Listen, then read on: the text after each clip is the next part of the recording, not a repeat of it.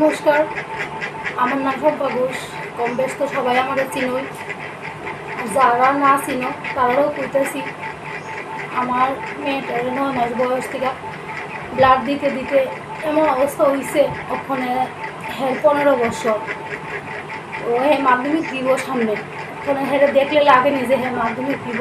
9 মাস বয়স থেকে আমরা অনেক পরীক্ষা নিরীক্ষা করছি, অনেক জায়গা দিয়েছি, কোনো লাভ হয়েছে না। ওখানে ব্লাড লুতে লুতে হের একটা এমন মেজর একটা মানে সিমটম দেখা দিছে পেটের মধ্যে। হের 2টা অপারেশন করা লাগবে। একটা হচ্ছে হের গোলব্লাডারের স্টোন, আর একটা হের স্প্রিং বড় হইয়া লিভার টিভার বড় হয়ে গেছে, হের পেট অনেক বড় হয়ে গেছে, হাত পাও চিকন হয়ে গেছে। হের দেখলে লাগেনি যে মাধ্যমিক দিব বা হের 15 বছর।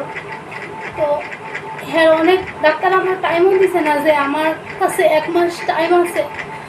1 মাস টাইম পাইছি না আমি, 1 সপ্তাহ টাইম আছে। 1 সপ্তাহের মধ্যে হেরে যদি বাইরে নিয়ে আমি অপারেশনটা না করাই তো বাঁচত না যে কোনো সময়। কালকেও ডাক্তারের কাছে, কুড়াই ডাক্তারের কাছে নিয়ে গেছি। 1 মাস টাইম আমার দিছে না। ইমিডিয়েটলি আজকে ভিতরে আমার বাইরে যেতে কইছে, যদি আমি হেরে তাড়াতাড়ি অপারেশন না করে যে কোনো মূল্যে এটা ব্রাস্ট হইব, এটা মুখ দিয়া লাইছে। আপনারা বিশ্বাস না করলে আয়া সেটা দেখতে পারেন। আমি চাই আমার এই মায়ের এই ভিডিওটা আপনারা শেয়ার করে দেন।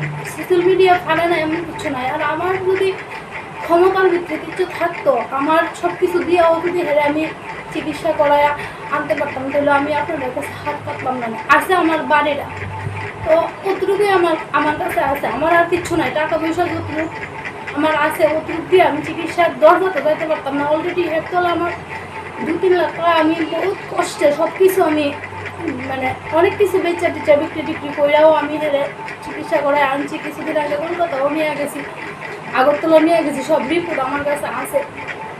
তো ওখানে লাস্ট মানে ওখানে আর সময় নেই, কালকে কুলাই হয়ে গেছিলাম। যাওয়ার পরে ডাক্তারে কইছে যে তাড়াতাড়ি নিয়ে এসে অপারেশন করাইবার লেগে কইছে, নাহলে এটা বড় হয়ে গেছে, অনেক বড় হয়ে গেছে।